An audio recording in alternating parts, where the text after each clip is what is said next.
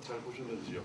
예, 안녕하십니까. 저는 유용철이고요. 오늘 이 자리에 원래는 감독님하고 대담하는 시간이었는데 그 배우 세 분께서 친히 와주셨어요.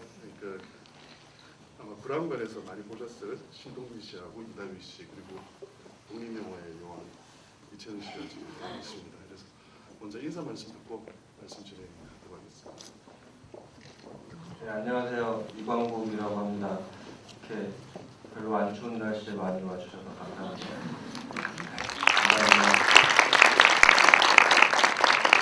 네, 안녕하세요. 로맨스조에서 어린 로봇 역을 맡은 이다휘입니다. 안녕하세요. 로맨스조에서 초이 역할 맡은 이채은입니다. 감사합니다. 안녕하세요. 이번에 레즈 역할을 맡은 신동민입니다. 와주셔서 감사합니다.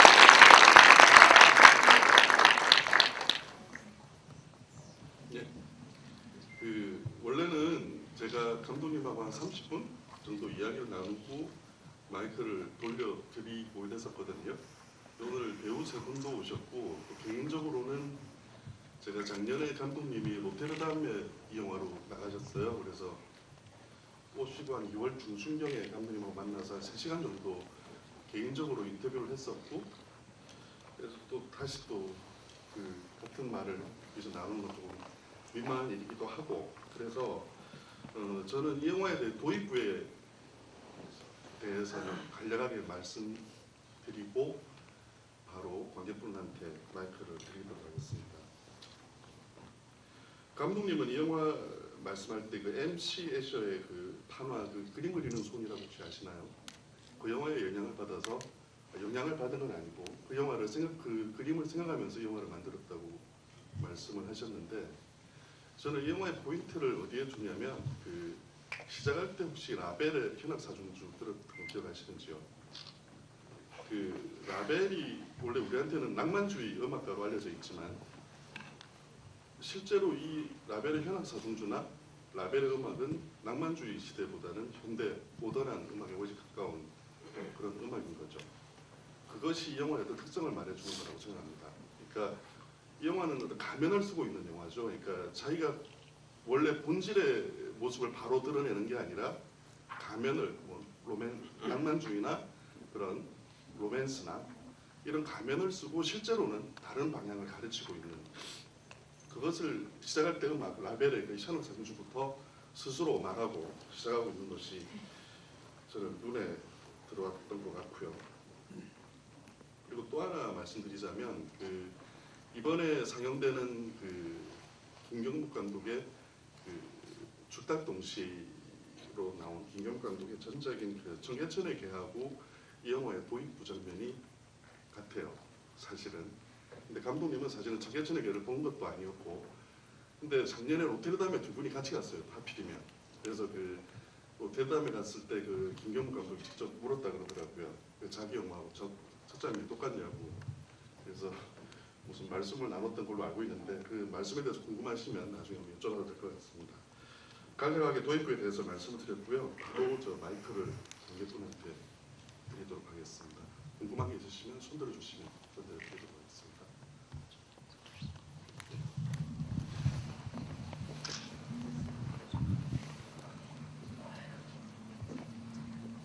네, 일단 떨려서 좀 무서웠을 수도 있는데 이해해 주셨으면 좋겠고요. 일단 질문하기 전에 감사하다는 말을 들으실 제가 잘 감사합니다. 예. 제가 사실 영화를 공부한 학생인데 아직 지금은 학생 아니에요. 지금 군인이라서 지금 원래 영화를 그냥 군대 있을 때 이 영화 개봉했거든요. 그래서 지금도 군대 있지만 어쨌든 개봉을 해서 너무 평이 좋아서 이 영화 꼭 보고 싶어서 휴아한테 사실 이 영화를 시내21에서 즐감을 해야지 다운받았어요. 근데 이 영화가 이제 상영한다는 그 소식을 듣고 사실 다운받은 거 안 봤거든요. 지금 그래가지고 매장화돼 있는데 어쨌든 부담 떨려서 저도 떨립니다. 그래서 지금 극장에서 처음으로 그러니까 영화를 보고 그러니까 극장에서 이 영화를 보고 싶었어요. 예, 이왕 볼 거면 처음으로. 예. 근데 기대를 많이 했었는데 기대했던 것보다 더 영화가 되게 좋아서 감사하다는 말씀을 일단 드리고 싶고요.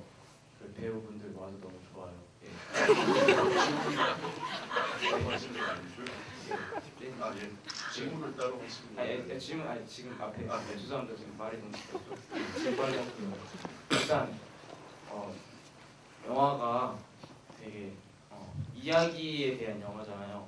근데 그때 이야기 속의 이야기들이 그게 진짜인지 가짜인지는 중요하지 않은 것 같아요.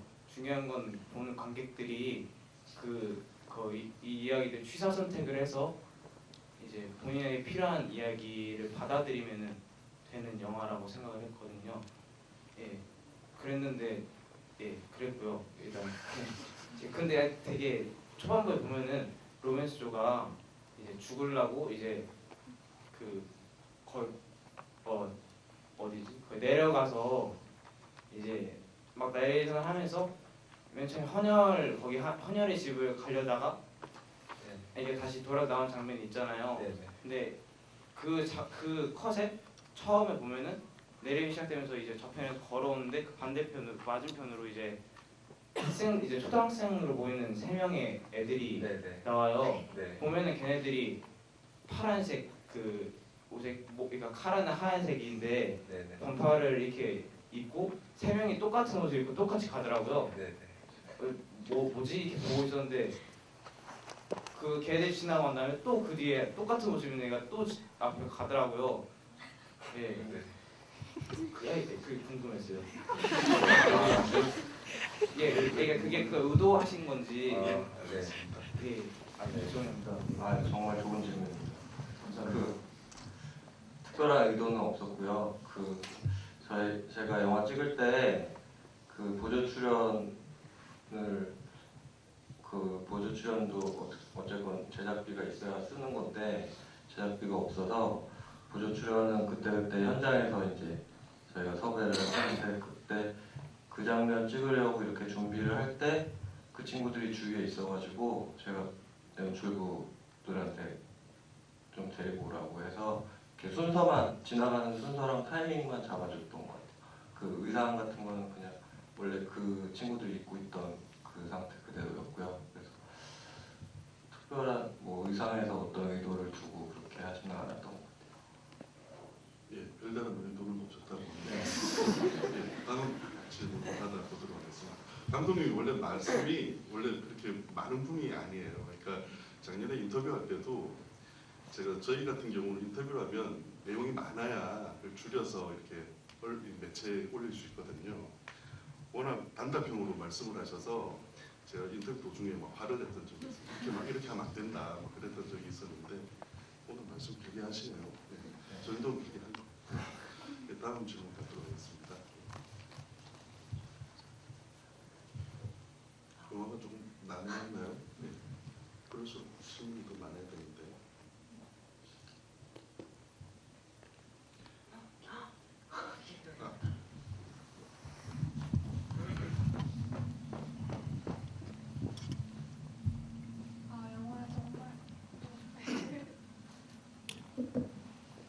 영화 정말 잘 봤고요. 감사합니다. 저는 그냥 이렇게 일반적인 관객으로 맨날 이렇게 대박 영화 막 1000만 관객 이렇게 흥행 영화만 보는 관객인데 이번에 최근에 봤던 늑대 소년보다 더 재밌게 봤던 것 같아요.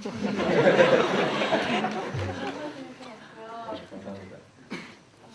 거기 영화에서 나오는 책이 있잖아요. 네. 그 혹시 그 책이 의미하는 게 있는지 물어보고 싶어요. 영화에서 나오는 책은 그 소설 보바리 부인이고요.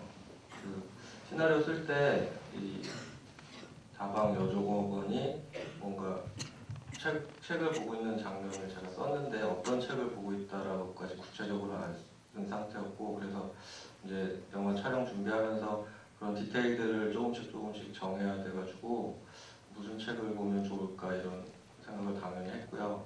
근데 처음에 단순하게 내가 좋아하는 소설 중에 하나를 골라야 되겠다 이렇게 해서 보바리 부인을 골랐고, 고르고 나서 보니까 그 보바리 부인의 내용이나 뭐 형식이 갖는 미덕이 있는데 그 미덕들이 내 영화에 잘 맞을 것 같다는 생각이 정하고 나서 들었었고, 나머지 하나는 그 보바리 부인이라는 책을 통해서 다방 여종업원하고 초이하고의 어떤 고리 같은 역할인데요. 그 예를 들면 초이의 미래가 뭐 레지가 되는지 아니면 둘이 같은 인물인지 아닌지 명확하게 구분을 안 했지만 은근슬쩍 이렇게 연결을 시켜놓으려는 하나의 고리로 사용을 해서 나중에 뭐 여관방에서 냉장고 안에서 다시 한번 나오게, 그래서 그 두 인물이 약간 보는 사람에 따라서 같은 인물이다 내지는 인물은 다르나 뭔가 묘한 연결되어 있는 끈 같은 게 있는 뭐 그런 식의 용도로 사용을 하고 있습니다. 예, 답변이 잘 됐는지요? 저도 작년에 똑같은 질문했었거든요. 그때도 똑같이 대답했었어요. 그게 맞는 것 같아요, 진짜. 이 GV를 이렇게 되게 여러 번 했는데 할 때마다 조금 제 입장에서는 약간 뭐라 그래야 되지? 그 똑같은 질문들이 나오면 제가 앵무새가 되는 느낌이 좀 들긴 해서 매번 할 때마다 좀 어려운 것 같아요.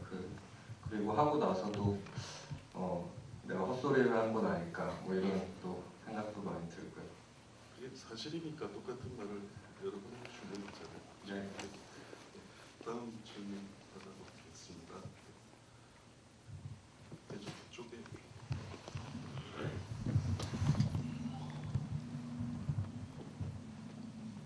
마지막에 경찰이 토끼고를 쓰시잖아요.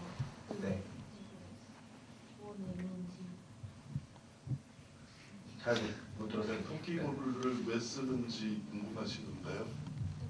경찰이 토끼고를 이렇게 쓰시는 장면이 왜 그걸 왜 유명한 소설 하나 또 기억해 보시면 그 장면이 이렇게 이해가 될 텐데.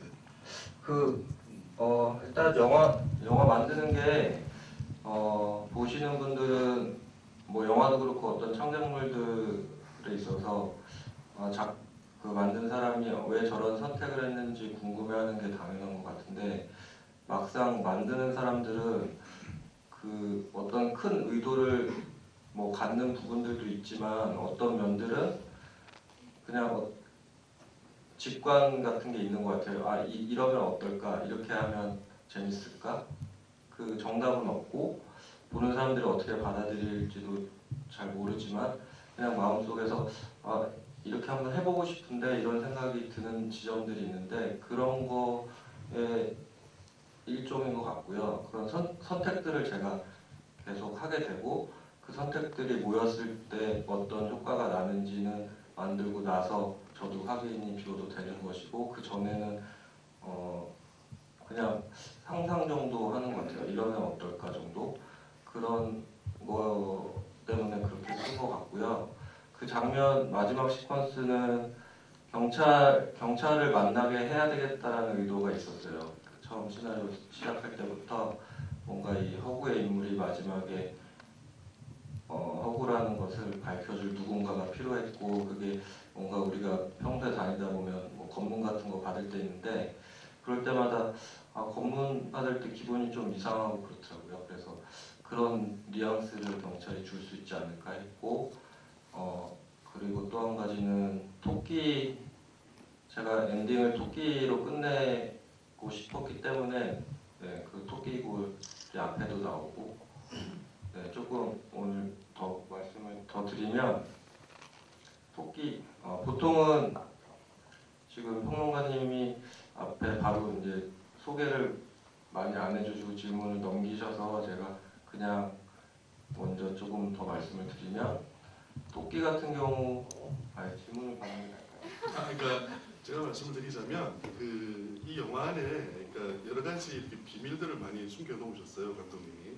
그러니까 토끼 이야기를 여러 번 하죠. 이 마지막에 굴이 한 번만 나오는 게 아니라 동굴의 이미지도 한 번 나왔었고, 그러니까 이상한 회종시계 같은 것도 몇 번 나왔었죠. 그 토끼 이야기도 몇 번에 걸쳐서 하잖아요. 그런 걸 다 이렇게 모아서 보면 이상한 나라의 앨리스라는 소설이 나와요. 그래서 감독님도 개인적으로 좋아하는 소설이기도 하고 그 이상한 나라의 앨리스라는 것을 직접적으로 표현하기보다는 그런 식으로 영화 속에 숨겨놓으셨던 거죠. 그래서 마지막에 아마 그 동굴 속에 뭐가 들어가는 걸 이렇게 쑤신다 그러나요? 그런 걸 통해서 아예 그런 이상한 나라의 앨리스의 어떤 마지막 그러니까 그런 걸 마지막에 한번 찍어주신 거죠. 그래서 아마 대부분 읽어보셨던 소설일 거라고 생각하는데 그거하고 연관돼서 영화를 생각해 보면 더 재미있는 영화일 거라고 생각합니다. 그 이야기 한 번 하신 거죠. 좀 더 보충 설명을 해드리면 제가 아까 말씀하셨지만 이 시나리오 구상할 때 어쨌건 이야기가 절실하게 필요한 사람들에 관한 이야기를 써야 되겠다고 생각을 했고 구상 초기에 그 에이샤의 그리는 손이라는 판화가 저한테는 되게 인상이 남달라서 그 그림이 주는 뉘앙스를 이야기로 어떻게 만들 수 있을까를 고민을 되게 많이 했고 그 그림이 주는 뉘앙스를 시나리오로 옮기고 보니 이 구조적으로 조금 복잡하다는 생각이 저도 들었었고 그래서 영화를 만드는 내내 조금 더 쉽게 접근할 수 있는 방법이 없을까에 대해서도 고민이 되더라고요. 그래서 생각을 하다가 이상한 나라의 앨리스는 정말 많은 사람들이 다 알고 있고 이 영화의 이상한 나라의 앨리스의 그런 작은 디테일들이 조금씩 어딘가에 묻어 있으면 보시는 분들이 그 소설과 제 영화가 갖고 있는 어떤 비슷한 경계 지점 같은 거에 대한 받아들임이 조금 더 편하지 않을까 뭐 이런 생각이 들어서 토끼도 그렇고 뭐 회중시계며 구리며 이런 디테일들을 제가 조금씩 묻혔던 것 같아요. 에이시아의 그림은 저도 감독님 때문에 더 관심이 가서 저는 파라독스 이런 거 설명할 때 에이시아의 그림 몇 개 본 것밖에 잘 몰랐었는데 감독님께서 좋아하신다 그래서 제가 서점에 가보니까 에이시아에 관한 책들이 의외로 몇 권이 나와 있더라고요. 이렇게 말씀하신 그 손을 그리는 손인가요? 그림 손은 이렇게 아마 인터넷 같은 데 보면 자주 보실 수 있을 거예요. 자기가 자기 손을 그리고 있는 그런 그림이거든요. 그런 그러니까 아까 이상한 나라 앨리스처럼 그 에이시아의 그림도 이 영화를 꼭 더 재미있게 보는 어떤 연결고리라고 할 수 있겠죠. 예. 다음 질문 알아보도록 하겠습니다. 네, 요 앞쪽에.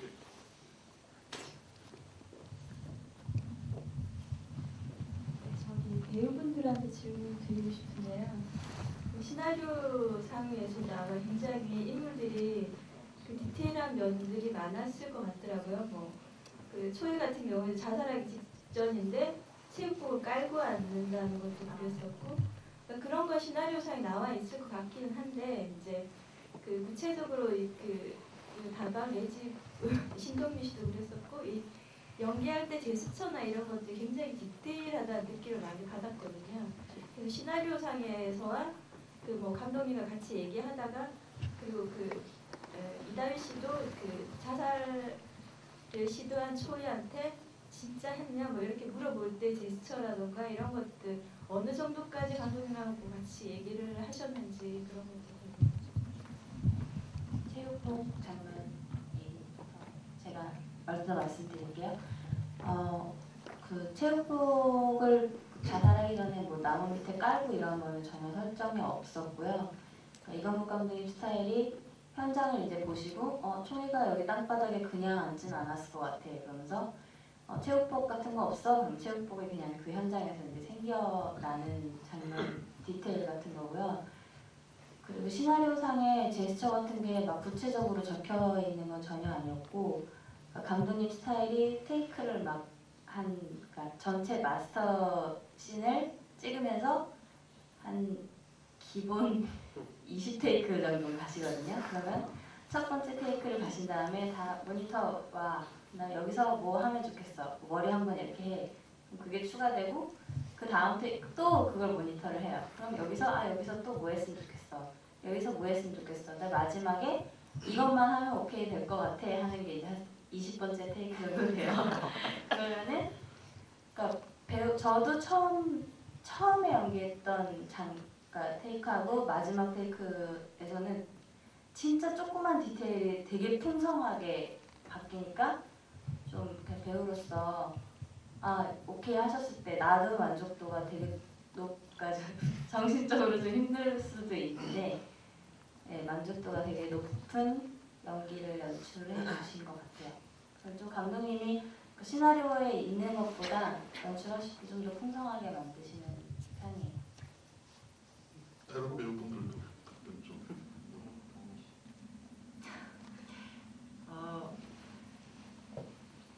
그 이강국 감독님이랑 작업하면서 감독님한테 제일 인상 깊었던 거는 대본을 처음 받았을 때 사실 저는 이어가지 못한다고 그랬거든요. 너무 어려워서 제가 하기에. 근데 감독님이 저한테 딱 어떤 디렉션을 주셨냐면 그 어떤 것도 생각하지 말고 이 여자가 자기 전에 무슨 생각을 했을까라는 딱 한 가지만 가지고 연기를 해달라고 말씀을 하셨어요. 근데 그게 어떤 레지의 캐릭터를 잡는데 저한테는 되게 중요한 딕션이 됐고요. 아니 그 중요한 그 디렉션이 됐고요. 그리고 그래서 저희는 20테이크씩은 안 갔거든요. 저희는 5테이크에서 끝나서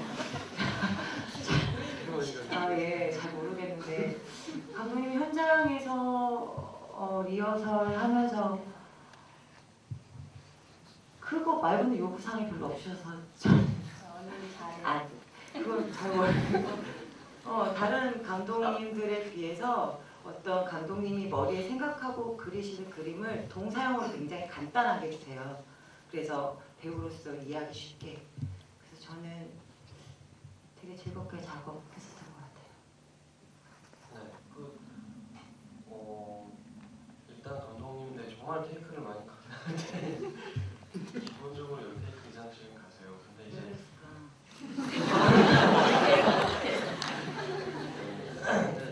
그런 제스처 같은 거는 일단 기본적으로 이제 제가 이 제목을 읽고 몸에서 그냥 나오는 대로 일단 행동을 취해요. 그러면은 아까 신현 누나가 다 말했던 것처럼 한 테이크 갈 때마다 뭐가 하나씩 추가가 돼요. 뭐 기본적으로 제가 뭐 손을 이렇게 했다든지 이런 거는 상관없고 이런 건 제가 한 건데 여기 만약에 이제 그 다음에 여기서 이제 마지막에 체육복 딱 건네주잖아요. 둘이서 이제 얘기하다가 사실 그것도 원래는 없는 거겠죠. 근데 그것도 이제 여기서 체육복을 주면 어떨까?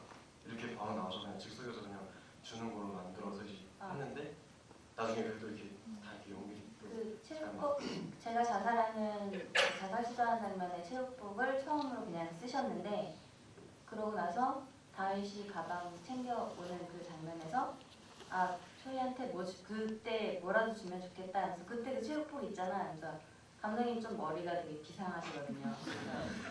그럼 그때 했던 거 나 우연히 한 건데 이거 되게 좋을 것 같아. 그래서 아 나 좀 똑똑한 것 같아.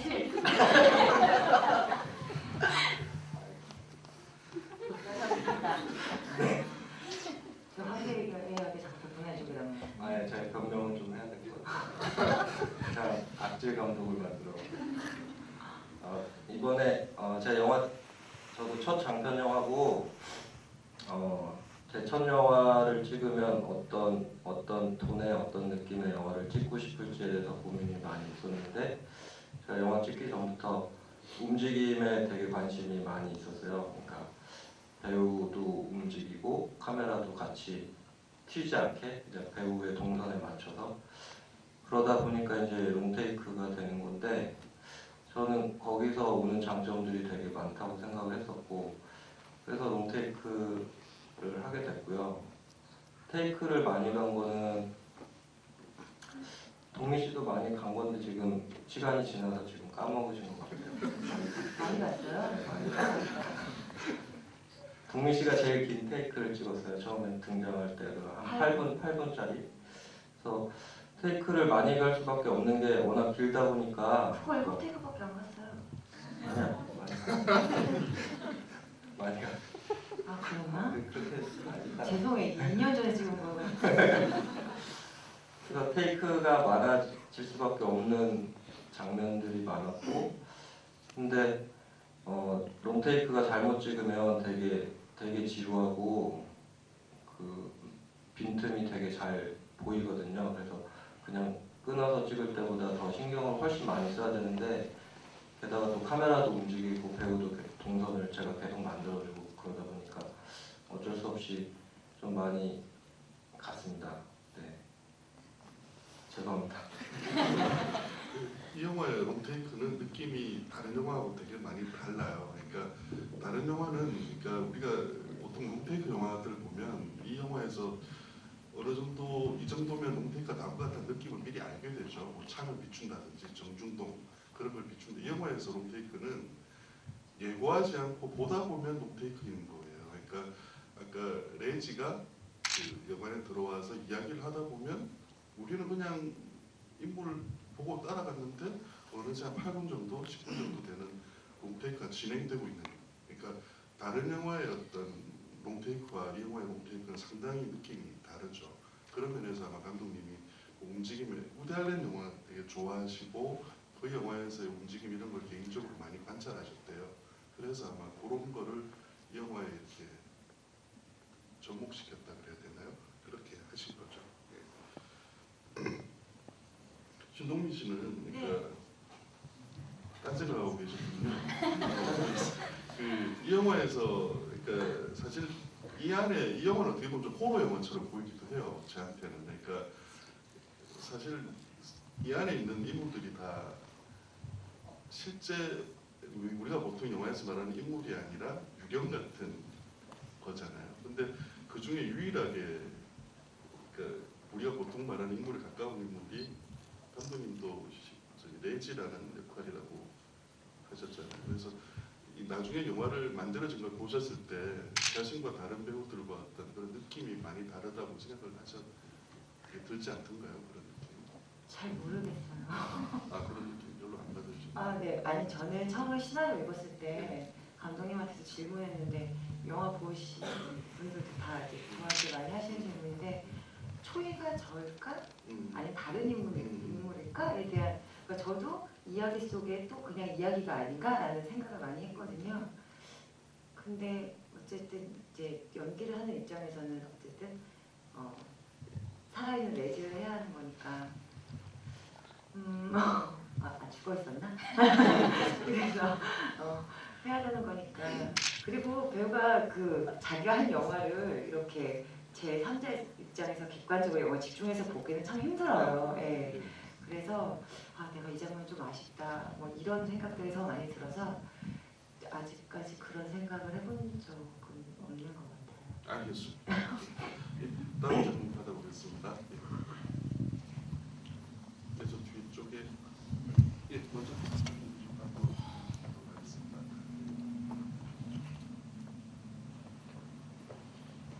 영화 꼭 얘기하시니까 지금 생각나는데 죄송한데 목소리가 잘 안 들려요. 예 여기 아까 체육복 얘기하면서 생각이 나는데 그 체육복을 챙길 때 분홍색 상자도 챙기잖아요. 네. 어떻게 그건 도시락통이고 그냥 가방 안에 이제 학생이 들고 다닐 만한 뭐 공책, 도시락통 뭐 이런 것들 채워 넣었었는데 그게 툭 튀어 나와 있어가지고 그 안에 책은 없는 것도 나름 감독님이 설정하신 디테일. 잘 기억이 안 나. 저기 이광국 감독님이 이런 걸 하는 별로 좋아하진 않는데 홍상수 감독, 조감독을 지냈었어요. 그러니까 한때. 그래서 아마 그런 현장에서 벌어지는 그런 날 것들 이렇게 보고 이렇게 자기 하는 연출에 이렇게 집어넣고 하는 그런 방식들은 아마 알게 모르게 좀 영향을 받으신 게 아닌가. 전혀 싫어하지 않습니다. 네. 뭐 아시는 분은 다 아시지만 어쨌건 제가 조감독 생활 꽤 여러 편 했고요. 홍상수 감독님 영화만 했어요. 다른 작품은 안 했고. 근데 저는 되게 존경하는 감독님이시고 장인이라는 생각이 평소에 많이 옆에서 보면 정말 뭘 만드시는 분이구나, 진짜로 뭘 만드시는 분이구나라는 생각이 많이 들어서 같이 하면서 되게 좋은 영향을 많이 받은 것 같아요. 그리고 배우고 싶고 그러다 보니까 감독님도 되게 현장에서 디테일 하시고 시나리오 자체도 디테일 하시고 그런 것들 옆에서 자연스럽게 지켜보면서 어느 순간부터 저도 글 쓰는 것도 좀 달라지는 것 같고, 예, 여러 가지 좋은 영향들을 되게 많이 받아서 감사하게 생각합니다. 그 작년에 그 광해 만드신 그 주창민 감독하고 인터뷰하면서 저도 느끼지 못하고 있다가 알게 된 사실 중에 하나는 그 주창민 감독 같은 경우는 김성수 감독 김성수 감독의 조감독 출신이거든요. 근데 그분 말씀이 지금 한국에서 활동하시는 현역 그 감독분들 중에 그런 예전처럼 꼭 도제라고 하기는 좀 그렇지만 그 어떤 장기간에 걸쳐서 특정 감독이나 여러 감독의 조감독을 지내고 난 다음에 이렇게 데뷔하는 감독이 한국엔 지금 거의 없어요. 그러니까 대부분 학교에서 졸업하면서 졸업작품하고 데뷔를 하게 되고 아니면 영화사에서 들어가서 데뷔를 하게 되고 그런 식의 과정을 거치고 있기 때문에 그러니까 우리는 누구의 조감독 출신이다라고 그냥 어렴풋이 생각하고 넘겨버리는 사실인데 가만히 생각해보시면 지금 현재 한국에 그렇게 도제나 그렇게 누구의 조감독 생활하고 감독 되신 분들이 거의 지금은 없어요. 그러니까 그게 꼭 나쁘고 좋고의 문제는 아니고 그냥 현실이 그런 건데 우리가 잘 인식을 못하는 것 같아서 말씀을 드려봤습니다. 아까 앞에 질문하신 분님 답변드리겠습니다. 방금 평론가님 말씀 듣고 또 생긴 질문인데요. 예. 그 말씀하신 것처럼 예전에는 막 조감독 경험 쌓고 연출부 경험을 쌓고 해서 막 데뷔를 하는 사례들이 많았다고 들었는데 요즘에는 거의 아카데미나 한예종이나 이런 유명 학교를 꼭 나와야지 거기서 이제 작품을 찍어야지 데뷔를 하는 그런 시선이 생긴 것 같은데 감독님께서는 그런 시선에 대해서 개인적으로 어떻게 생각하시는지 실제로 꼭 그렇게 아카데미 한예종을 가서 작품을 찍어야만 감독으로 데뷔할 수 있다고 생각하시는지. 예, 알겠습니다. 그냥 별로 당연히 좋은 학교 나오는 것도 좋고 어떤 경험을 쌓는 것도 좋고 뭐가 맞는지는 저도 잘 모르겠는데 제일 중요한 거는 자기한테 맞는 옷을 입어야 된다고 생각하거든요. 그러니까 자기 기질에 맞는 그 노선, 그러니까 학교가 좋으면 학교에서 하면 되는 거고요. 학교가 싫으면 얼마든지 또 경험을 쌓을 수 있는 방법들이 있는데 문제는 결국에는 얼마나 하고 싶은지 어떤 의지가 있는지가 더 중요한 것 같아요. 의지가 있으면 학교에 가고 싶었는데 못 갔다 하더라도 방법을 찾을 수 있을 것이고, 네, 학교 없이도 어떤 현장에 나가서도 경험을 충분히 쌓을 수 있는 건데 뭐가 좋고 뭐가 나쁘고는 없는 것 같아요. 근데 요즘 분위기가 어쨌건 그런 학교에서 좋은 단편 영화를 만들면 전보다 이렇게 장편 영화로 넘어가는 계기들이 좀 더 쉽게 만들어지는 것 같아서 그것도 좋은 방법인 것 같고요. 네, 근데 결국 누구한테 배울 것이냐가 제일 중요한데 저는 살면서 좋은 선생님을 만나는 거는 많은 학생들이 있지만 학교도 있고 흔치 않은 케이스가 없거든요. 좋은 선생님을 내가 직접 진짜로 좋아하는 선생님을 내가 만나고 그분한테 내가 뭔가 진짜로 배울 수 있는 기회라는 것은 약간 행운 같은 거라고 생각해요. 누구나 원한다고 되는 것도 아니고. 그래서 그런 운이 있는 사람들이 더 저는 좀 좋은 것 같아요. 그러니까 진짜 좋은 선생님을 자기가 만날 수 있게 이렇게 움직이는 게 중요한 것 같아요. 답변이 됐는지. 예. 이채원 씨는 되게 동안이에요. 그러니까 동안이어서 이번에 네. 무려 어린 학생 역할을 하시고 이다유 씨와 이제 분 다 감사합니다. 영화 속에서 키스 상대가 첫 번째였나요? 질문을 다윗 분한테. 그러니까 두 분 각자 그러니까 영화 속에서 키스를 처음 한 상대 역할 아니었나요? 아 저는 아니었나요? 네. 이다윗 씨는 저는 아닙니다. 네. 제가 그 촬영 전에 어땠나요? 다윗 씨한테 사실은 물어봤어요. 혹시 그때 이제 나이가 18이었지. 18이었는데 우리 시나리오상에는 사실 지금은 뽀뽀인데 훨씬 더 깊은 키스였거든요. 그래가지고 걱정이 되는 거죠. 혹시 다윗 너 처음이야? 이러니까 아니요 처음 아니야 해서 아 진짜 다행이다. 그럼 처음은 언제야? 처음은 강혜정 선배님이라는 거예요. 그래가지고 네, 영화 속에서 그래서 내가 처음은 아니구나 이렇게 있었고 저는 15살 때 우리 집에 왜 왔니라는 거기서 그때 그 빅뱅 승리 어렸을 때 나왔었는데 그때 강희정이랑 그 체육 창고에서 저랑 짧게 누님들한테 무슨 말이에요? 그 씨는 몇 번 볼 것 같아요? 그 씨는 별로 안 봤어요. 한 4-5번 제가 민망해서 왜 감독님이 방해하죠? 제가 약간 쓸 때는 사실은 뭐 동민 씨도 그렇고 뭐 노출도 조금 있었고 뭐 이런 지금보다 수위가 약간 더 높은 장면들이 조금 더 있었는데 쓸 때는 그게 써지는데 막상 촬영할 때 제가 아직 내공이 부족한지라 네, 좀 불편하더라고요. 질투는 질투는 아니고 그냥 네. 알겠습니다. 네, 다음 질문 받아보도록 하겠습니다. 이쪽 보라색 옷 입으신 분 손이신 거죠? 그죠?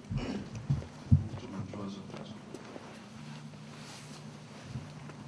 두 가지 질문이 있는데요. 네. 하나는 장소에 대한 질문인데 예. 그런 그 배가 나오는 곳이나 아니면 숲이 나오는 부분들이 너무 예쁘다고 생각을 해서 그 곳들을 먼저 감독님이 사전에 아니 영화를 구상하기 이전에 이미 알고 계셨던 장소인지 아니면 영화를 찍게 되시면서 그 장소가 어울릴 것 같아서 그런 장소를 찾으신 건지 궁금했고 또 영화를 보다가 나오는 배경음악들이 되게 적절하다고 생각했는데 그런 것들을 감독님이 음악 감독님한테 어떤 음악이 이 장면에서 나왔으면 좋겠다고 요구를 하신 건지 아니면은 영화의 시나리오를 보고 음악 감독님이 이 장면에는 이런 음악이 나왔으면 좋겠다고 결정하신 건지 궁금했습니다.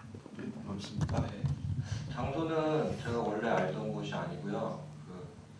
이 영화를 찍으려고 이제 찾아다니다가 이렇게 찾은 장소들이고요. 그래서 경기도 청평 일대, 네, 양평, 청평 일대 네, 새로 찾은 장소고 그다음에 음악은 음악 감독님이랑 어떤 얘기를 할 때 뭐 부분마다 이 지점마다 이 지점에 어떤 음악이 들어갔으면 좋겠다라는 얘기를 많이 했고요. 섞여 있는 것 같아요. 음악 감독님이 어떤 지점은 여기는 이렇게 들어가야 될 것 같다고 이렇게 미리 말씀을 해주시면 제가 편집하면서 여러 가지 경우의 수들을 놓고 이렇게 해보면서 차츰차츰 정해진 것 같아요.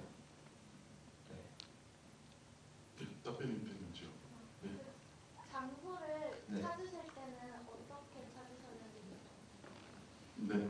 장소를 어떻게 찾았냐는 거죠? 어떤 기준으로 일단 거기서 이제 취향이 있는 것 같아요. 감독님들마다 장소를 찾을 때 저는 조금 이렇게 낡은 느낌이 많이 있는 곳들이 저는 지금도 좋고 영화 찍을 때마다 이렇게 먼저 찾는 걸 보니까 약간은 이렇게 막 깨끗하고 세련되고 이런 공간들보다는 약간은 좀 오래되고 낡은 느낌의 공간들이 저한테 더 좋다는 생각이 많이 들어서 약간 그거는 취향인 것 같아요. 그냥 똑같은 이 시나리오를 가지고 다른 분이 만약에 만들었으면 또 다른 공간이 나왔을 수도 있을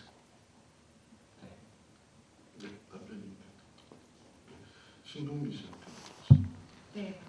이 영화 찍고 난 다음에 그 전에도 그러셨지만 네. 드라마관에서 활동을 활발하게 하시잖아요. 네.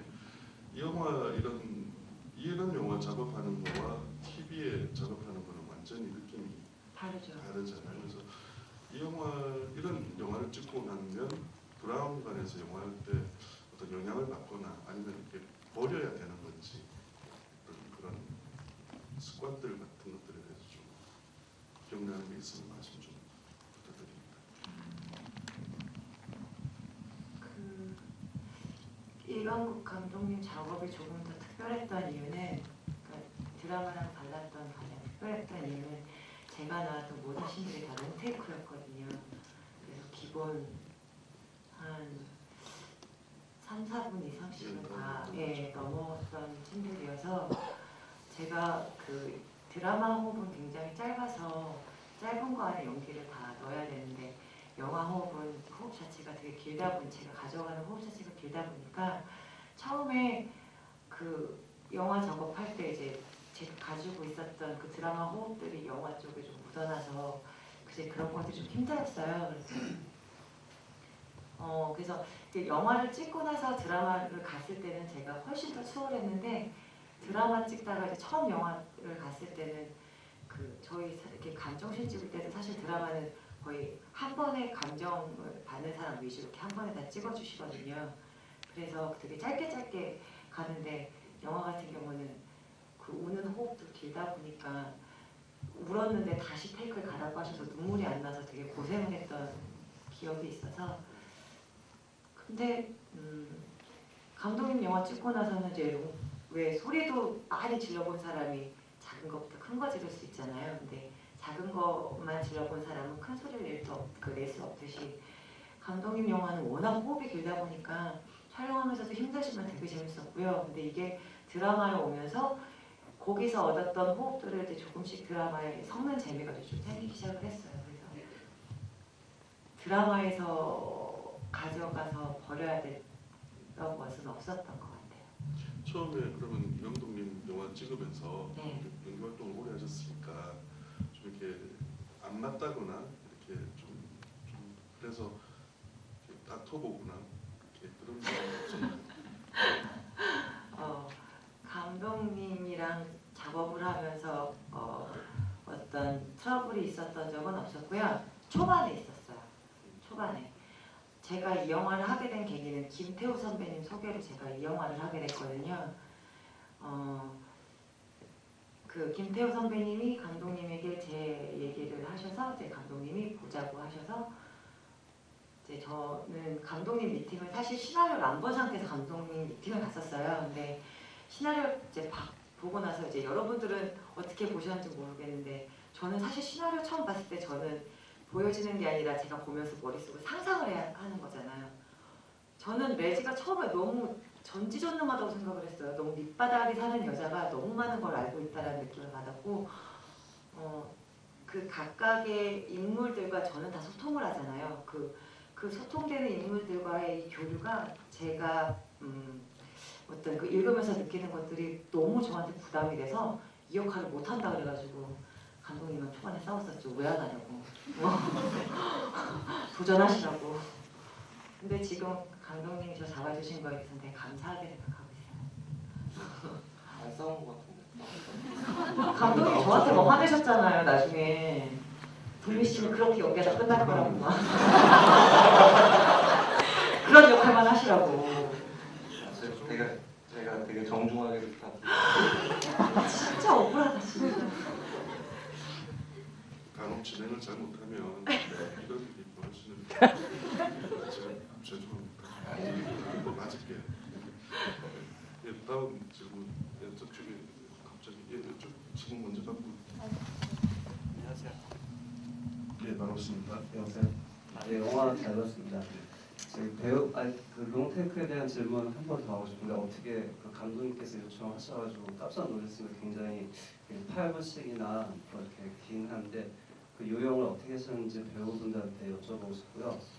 그 대사에 관한 질문인데 거기 보면 아이는 작은 우주이다. 그래서 아이는 뭐 할 수 있다는 대사가 2번이 똑같이 나오더라고요. 그래서 그거에 대한 의도 궁금해서 여쭤보고 싶고요.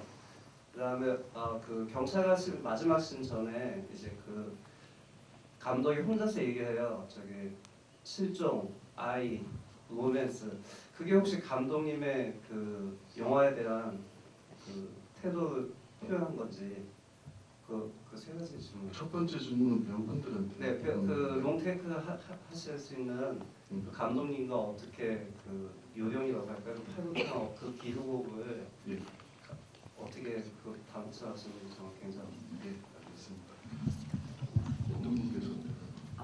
그 8분 첫 장면을 제가 그러니까 영화 처음 들어간 두 번째로 이제 찍어서 되게 고생을 했던 기억이 있는데 감독님이 처음에 사실 대사가 그렇게 그러니까 내용인데 어투는 그렇게 써있지 않았어요. 근데 리허설하면서 이제 제가 편한 대로 이제 제가 자꾸 하니까 감독님이 그 자리에서 계속 고쳐주셨고요. 그리고 어순이나 이제 제가 편한 대로 할 수 있게 현장에서 많이 고쳐주셨어요. 그리고 저희 같은 경우는 저희가 연기하면서 카메라가 저희 계속 따라왔거든요. 그래서 카메라 호흡도 중요해서 리허설을 한 2-3시간을 했던 것 같고요. 그리고 같이 했던 그 조한철 배우님이랑 감독님이 너무 편하게 해주셔가지고 그래서 그러니까 감독님이 저희 배우들 입장에서 많이 맞춰주셔서 리허설 돌아가는 소통이 잘 되군요. 예, 그러니까 현장에서 배우가 할 수 있는 가장 편안한 상태를 감독님이 만들어 주셨어요. 나머지 감독님께서. 두 번째 질문. 대사. 너도 하나의 우주인데 그 대사는 그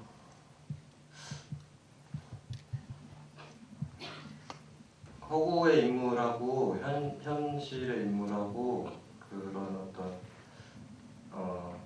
그러니까 모든 게 레지가 꾸며낸 이야기 혹은 지어낸 이야기가 될 수 있기 때문에 레지가 지어낸 이야기 안에 인물이 하는 대사는 당연히 레지가 평소에 쓸 수 있는 대사 중에 하나가 아닐까 뭐 이런 생각을 했었던 것 같고요.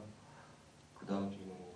세 번째 질문도 그 마지막 대사 던지는 각각이 감독 저도 그 다음 말씀 좀.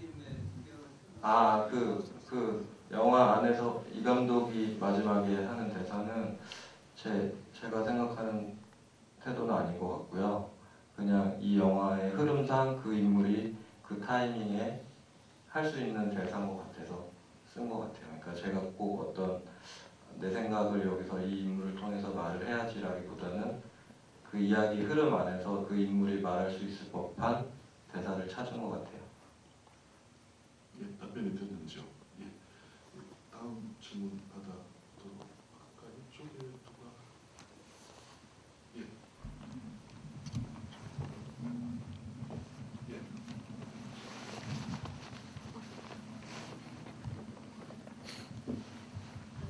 작품 잘 봤고요.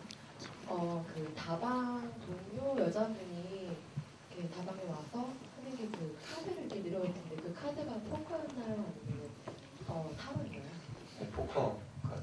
그러면 그 포커 카드를 늘어놓는 게 혹시 이상한 나라의 엘비스라는 그걸 암시해주고 싶어서 그런 건지 네, 그 아까 말씀드렸다시피 이상한 나라 앨리스의 디테일 여러 가지 것들을 하나씩 작게 제가 조금씩. 그 작품 안에 여러 가지 작품이 숨어 있는 걸 느낄 수 있었는데 예를 들면 파워리 크리스마스를 있었고 이상한 나라의 네. 있었고 또 그 외에 또 다른 작품이 있는지랑 그리고 이 영화를 통해서 관객한테 들려주고 싶은 그 메시지가 뭐였는지 네. 초이 씨랑 그리고 감독님 의견 좀 주셨습니다. 지영 씨. 약간 멘붕이라서. 그러니까 이 이야기가 되게 얽히고 설켜 있잖아요. 근데 처음에 저는 이 영화를 한 20번 정도 봤거든요. 아마 제가 감독님하고 로테르담 영화제 같이 갔었고 이제 계속 볼 수 있는 기회가 제가 제일 많이 있었어가지고 갔는데 그러니까 저도 처음 이 영화를 접했을 때보다 나중에서야 아 이게 자꾸 보면 볼수록 내가 저 자라서 LG가 됐을 수도 있고 또 어쩌면 그 내용 이야기 안에 그 있는 인물들이 각자가 다 다른 인물들일 수도 있고 저도 어린 시절과 중간에 있는 그 몸을 팔게 된 여성이 된 그 초이와 나중에 애기 엄마가 된 초이가 어쩌면 다 다른 사람일 수도 있고 그러니까 그런 여러 가지 해석이 되는 거예요. 그러니까 아까 전 제일 처음 말씀해 주셨던 분처럼 그러니까 각자가 자기가 원하는 그 코드로 그냥 읽고 싶은 대로 읽으면 되는 책인 것 같아요. 이 로맨스조가. 그래서 이런 관점으로 한번 바라볼까? 얘가 자라서 레지가 된 것 같아. 그럼 그렇게 되는 거고 아니야 이거 다 다른 거야. 그럼 또 다르게 다 하나씩 다 떨어뜨려서 볼까? 그럼 또 다 떨어뜨려서 보이거든요. 그러니까 그런 좀 새로운 재미가 있었던 영화가 아니었나 저한테. 네, 지금 채은 씨가 말씀하신 것처럼 제가 만들 때 처음에 어떤 강력한 메시지나 뭐 어떤 저의 생각을 영화를 통해서 이렇게 하고 싶었던 것보다는 그냥 아까 말씀드린 그 그림이 주는 뉘앙스며 제가 이 이야기를 시작할 때 처했던 상황을 잠깐 말씀을 드리면 제가 조감독 생활을 오래 하다가 막상 이제 제 이야기를 만들려고 하다 보니까 무슨 이야기가 저한테 맞을지 어떤 이야기가 저한테 재밌을지 좀 한참 헤맸던 기간이 있어요. 그 시기가 꽤 길었고 그러다 보니까 왜 나는 이야기가 없을까 이런 고민이 정말 심각하게 들었었고 영화를 그동안 쭉 같이 해왔는데 막상 내 이야기가 없다는 게 되게 절망스럽다는 생각이 있어서 고민을 하던 차에 어느 타이밍에 그럼 내가 처한 상황부터 출발을 해보자 해서 이야기가 절실하게 필요한 한 남자 그리고 거기에 나오는 모든 인물들이 이야기가 필요해서 혹은 이야기 때문에 힘들어하는 인물들 뭐 이런 인물들하고 제가 그 당시에 소문이라는 거에 관심이 되게 많아서 소문을 그럼 같이 한번 다뤄봐야 되겠다 이런 의도를 갖고 출발을 했고요. 그런 의도와 함께 그 애셔의 그림이 주는 뉘앙스를 이야기의 구조로 한번 만들면 재밌지 않을까. 이거는 어떤 의도라기보다는 호기심인 것 같아요. 제가 이런 이야기가 만들어지면 재밌지 않을까? 이런 호기심이 더 큰 접근인 것 같고요. 그러니까 관객분들한테 세상은 이렇습니다. 뭐 이런 제 생각은 이렇습니다. 이런 거를 주장하기보다는 그냥 이런 거 재밌지 않을까요? 하고 이렇게 만들고 싶었던 게 컸던 것 같고요. 그러다 보니까 채은 씨가 말씀하신 대로 보는 사람에 따라서 약간 해석이 다양할 수 있는 지점들이 많았으면 좋겠다라는 생각을 처음 쓸 때부터 했었던 것 같고 만들 때도 굳이 되게 미세한 차이를 두고 디테일들을 살짝씩 비틀어 놓는다던가 아니면 뭔가 조금 튕긴다던가 해서 한 인물이 전부 똑같은 인물이 아닌 것처럼 보일 때도 있고요. 그러니까 예를 들면 그 레지가 로맨스조가 자살하려는 장면을 볼 때 의상이랑 그 꼬마애랑 그 여관에 배달을 가서 내려오면서 울고 있는 남자를 봤다 라고 대사를 할 때 의상이 다르거든요. 근데 그 의상은 일부러 제가 다르게 간 거고 머리 스타일도 다르게 간 건데 그거를 어떻게 보면 같은 사람을 본 건지 아니면 뭐 한 인물을 본 건지 이렇게 약간 의도적으로 그런 식으로 전체적으로 만드는 게 있습니다. 네, 그래서 제일 큰 아까 말씀하신 것처럼 큰 의도라기보다는 호기심에서 출발한 이야기가 아닐까 싶어요. 뭐 메시지를 주려고 굳이 한 영화는 아니었던 것 같아요. 그러니까 뭐 극 중에 어떤 사람을 보고 뭐 어떤 도덕적인 영향을 받는다거나 그런 의도와는 아예 멀리 감독님 자신이 너무 멀리 떨어져서 이 영화를 만든 것 같아요. 제가 이 영화 리뷰를 보낼 때 제가 개인적으로 썼던 제목이 그녀는 말했다 콧만 찍고 이야기였거든요. 그러니까 그냥 이야기하는 방식에 관한 흥미로운 실험처럼 받아들이면 더 재미있을 것 같아요. 그러니까 그런 영화가 종종 나오지 않아요. 그러니까 1년에 한두 편밖에 안 나오니까 너무 이상하게 받아들여지는 거죠. 몇 년 전에 약탈자들인가 한국 영화 그런 영화 그러니까 2, 3년이나 1년에 한두 편 나오는 영화가 이런 형식을 취하기 때문에 우리는 보통 왜 영화 끝나고 나면 무슨 메시지를 주려고 한 거지 이런 생각을 먼저 하잖아요. 근데 꼭 이 영화를 보고 나면 꼭 그럴 필요는 없겠다. 메시지를 꼭 받아려고 영화를 볼 필요는 없겠다. 그런 생각은 들더라고요. 굳이 메시지를 주려고 하신 건 아니겠죠. 그죠?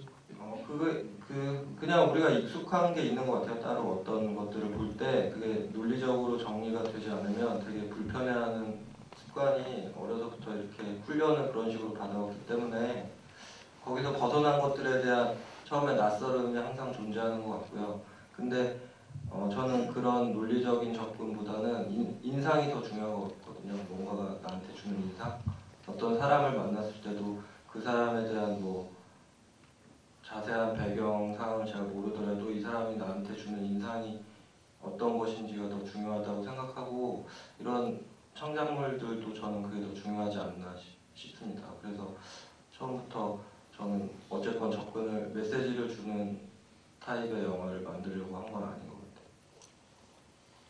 네, 시간이 좀 많이 경과돼서 한 두세 분 정도 다 질문 받고 자 합니다. 일단 맨 앞에 분 일단 받도록 하겠습니다. 네, 묻혀서 마이크를 전달드리겠습니다.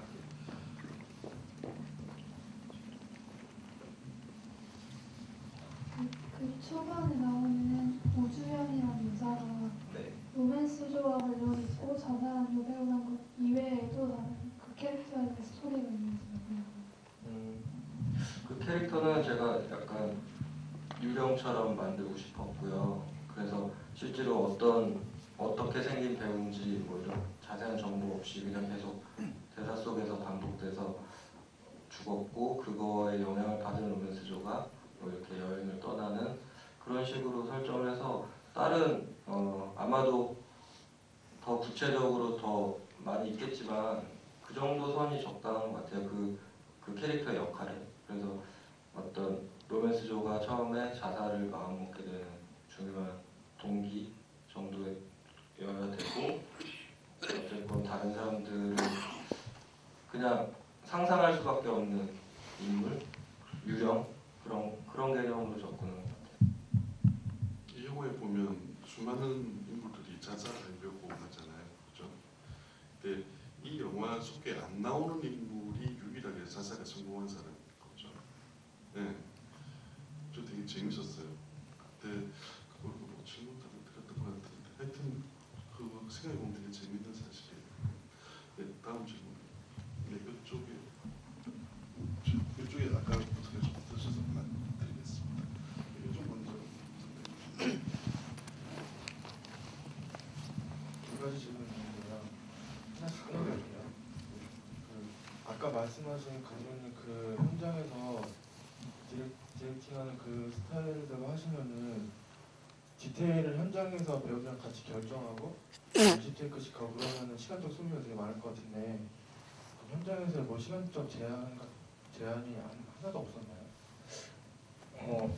그 현장에 나갈 때는 사실은 계획을 잘 세워야 되고요. 그 시간 계산을 되게 잘해야 되는데 다행히 제가 조감독을 여러 편 하면서 쌓인 뭐 경험이 있으니까 제 이야기에 그 분량 하루에 얼마큼 찍을 수 있는지를 제가 대충은 알 수 있어서 시간에 크게 쫓기지는 않았었던 것 같아요. 그 다행히 전체 한 16회차를 계획하고 촬영에 들어갔고 그 회차 안에 딱 정확히 끝났고요. 그래서 배우분들이 중요한 것 같아요. 그 제가 현장에서 뜬금없는 거를 뭐 이렇게 할 수 없는 것들을 요구하지는 않았던 것 같은데 어쨌건 배우분들이 제가 이렇게 말씀드리는 것들을 되게 잘 계속 소화를 해주셔서 가능했던 것 같고 네. 다음 질문 혹시 배우 캐스팅에 대해서 궁금한데 아까 안 하시겠다는 배우분을 잡았다고 하셨잖아요. 네. 그런 측면에 있어서 그 배우를 캐스팅할 때 물론 배우한테 가장 중요한 건 연기라고 생각하는데 그래도 그 미팅을 하거나 뭐 리허설을 할 때 그 결정을 하는 어떤 감독님만의 다른 게 있을 것 같아요. 그게 궁금해가지고. 예, 고맙습니다. 네, 저는 뭐 다들 그러시겠지만 배우분들을 되게 귀하게 생각하는 사람 중에 하나고 역할의 크기와 상관없이 뭐 주인공이든 단역이건 간에 배우분들을 제가 최대한 귀하게 생각하고 만났어요. 모든 분들을 만났고 그래서 특별한 방법이라기보다는 이 배우분이 가진 그냥 사람으로서의 질감이 내 이야기에 들어왔을 때 어떤 식의 영향이 있을 것인지를 고민을 많이 했던 것 같아요. 그냥 사실은 연기 잘하시는 배우분들 너무나 많고 누가 해도 연기는 다 잘하시니까 상관이 없는데 그분만이 할 수 있는 무언가 이 이야기에 들어와서 그분만의 색깔이 나올 수 있는지 없는지를 많이 생각했던 것 같고 그냥 사람으로 좀 많이 봤어요.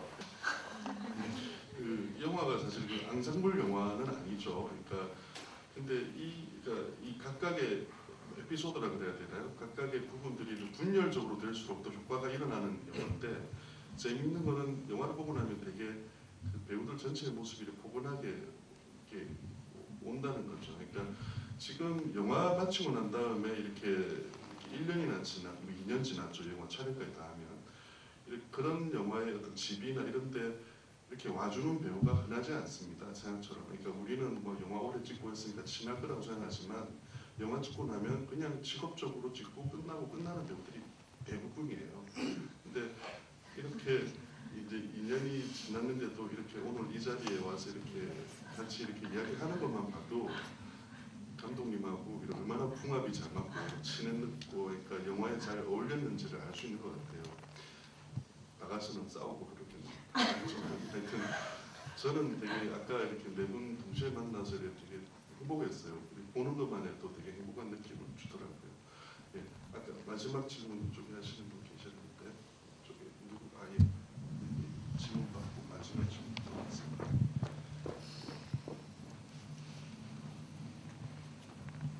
네, 영화 정말 잘 봤습니다. 감사합니다. 제가 뒤끝 있는 사람이라 제가 안 하면 묻혀질 것 같아서 김경묵 감독님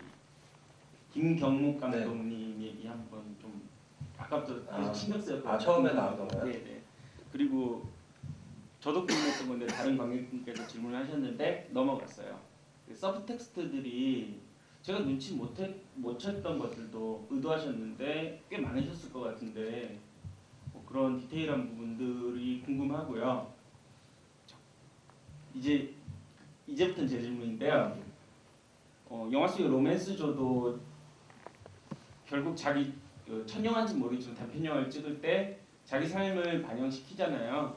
자기 삶의 아주 중요한 에피소드를 가져와서 영화에 사용하고 그런데 감독님도 첫 데뷔작이시고 한데 혹시 감독님의 삶의 어떤 순간들을 가져오신 게 혹시 있으신지 그리고 감독님에게 로맨스는 뭔가요? 이 영화 제목이 로맨스조고 저도 본 내내 로맨스의 물팍도 로맨스처럼 마음이 이제 가득 로맨스해졌는데 그냥 그런 생각이 들더라고요. 이 감독님은 오히려 제가 이런 로맨스한 기분으로 영화를 본 걸 안 원했을 수도 있겠다. 네. 그래서 감독님은 이 로맨스를 어떻게 생각하시는지 궁금했어요. 질문이 4-5가지 되는 것 같은데 김경문 감독님 영화는 제가 안 봤어요. 청계천에게는 못 봤고 그 평론가님하고 인터뷰할 때 얘기 들어서 뭐 그런가 보다 하고 그냥 넘어갔었다가 다른 영화제 가서 만났는데 네, 여전히 못 봐서 제가 뭐라고 말씀을 드리기가 좀 어렵고 근데 그 감독님이 저한테 자기 시작하는 거랑 약간 비슷한 것 같다고란 말씀을 해주셔서 그냥 다음에 기회 되면 한번 봐야지 하고 계속 안 보고 있습니다. 그리고 다음 질문 그런 것들 중에 그냥 예를 들어서 하나만 더 말씀을 드리면 성인 성인 로맨스존은 오른손잡인데 어린 로맨스존은 왼손잡이에요. 근데 제가 그거를 처음에는 인지를 못했었어요. 그러다가 준비하다가 어느 순간 다윗이 왼손잡이구나. 근데 이제 거기서 선택을 할 수 있는 거죠. 그럼 오른손잡이로 바꿀 것이냐 아니면 그냥 왼손으로 가느냐. 근데 아까 말씀드렸다시피 이 다윗 군이 연기한 어린 로맨스조가 성인 로맨스조랑 별개의 인물로 보일 수도 있겠다라는 생각이 들어서 그냥 의도적으로 왼손을 그대로 사용하는 그런 선택을 했고요. 그런 식으로 그러니까 뭐가 조금씩 더 있는 것 같고 근데 시간 관계상 일일이 말씀드릴 것 같고요. 그리고 다 아시면 재미가 없죠.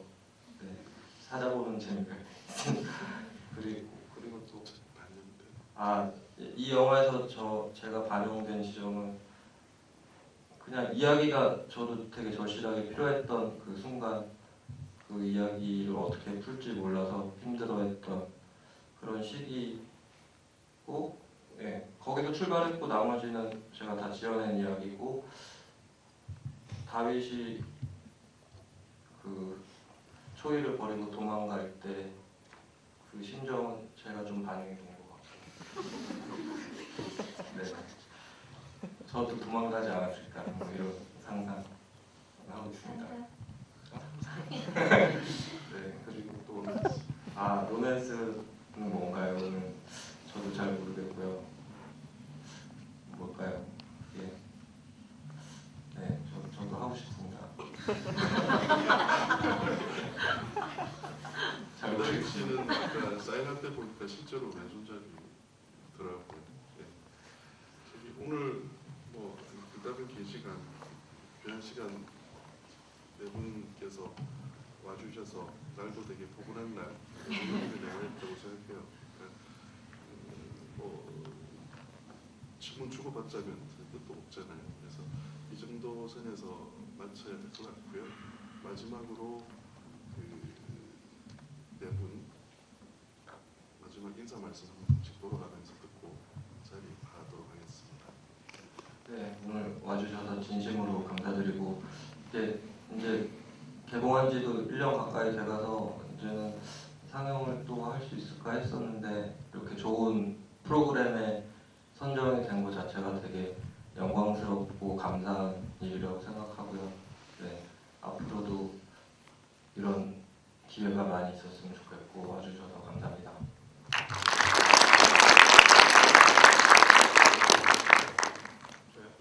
네. 사실 갑자기 또 이렇게 쥐부리가 생겨서 되게 또 한번 영화를 봐야 되나 다 약간 이제 기억이 흐릿흐릿하니까 대답을 잘 할 수 있을지도 모르겠고 그랬는데 막상 저는 질문을 뭐 오늘 이렇게 로맨스적으로 와주셔서 감사드리고요. 네, 정말 다음에도 또 계속 로맨스 좀 계속 터졌으면 좋겠어요. 저 개인적으로 진짜 로맨스 좀 너무 좋거든요. 네, 이범 감독님을 정말 좋아하는데 앞으로 계속 로맨스 조가 잊혀지지 않고 이렇게 가끔이라도 이렇게 계속 만날 수 있었으면 좋겠어요. 오늘 와주셔서 정말 감사드립니다.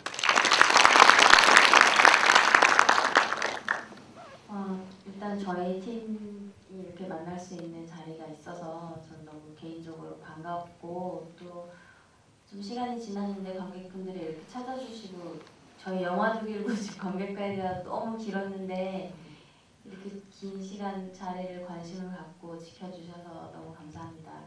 화장실이 급하신 분들도 되게 많았을 것 같아서 걱정이 됐었는데 네, 너무 감사하고 또 이제 저희 감독님도 차기작 준비하고 계시고 다윗군도 그렇고 저희 언니랑 저도 이제 계속 활동하는 배우니까 관심을 갖고 지켜봐 주시면 감사하겠습니다. 감사합니다.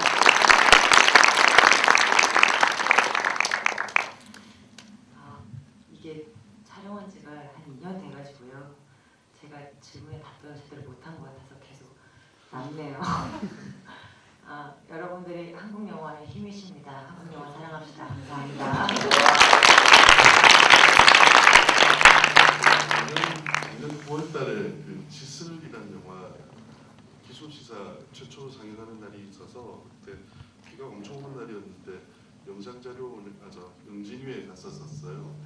그때 가서 감독님을 한 9개월, 7개월 만에 만났는데 그 사이에 단편 하나를 완성을 하셨더라고요. 그래서 그 단편을 보여주시겠다고 저한테 시간까지 말씀해 주셨는데 저는 그 약속을 감히 어겨서 못 봤어요. 근데 그 영화가 어마어마하게 좋다고 그래요. 그래서 그 영화를 아주 좋아하는 분 중에 한 명이 여기 영상자료원에 근무하는 모 프로그래머가 그 영화를 아주 좋아한다고 합니다. 그래서 그 영화도 아마 조만간 영상자료원에서 상영될 거라고 하네요. 그래서 그때 아마 그 작품도 한번 보시면 감독님 영화, 이 영화가 마음에 드셨다면 그 영화도 아마 마음에, 저는 아직 못 봤지만 아마 마음에 드시지 않을까 생각해 봅니다. 오늘 자리해 주셔서 고맙습니다.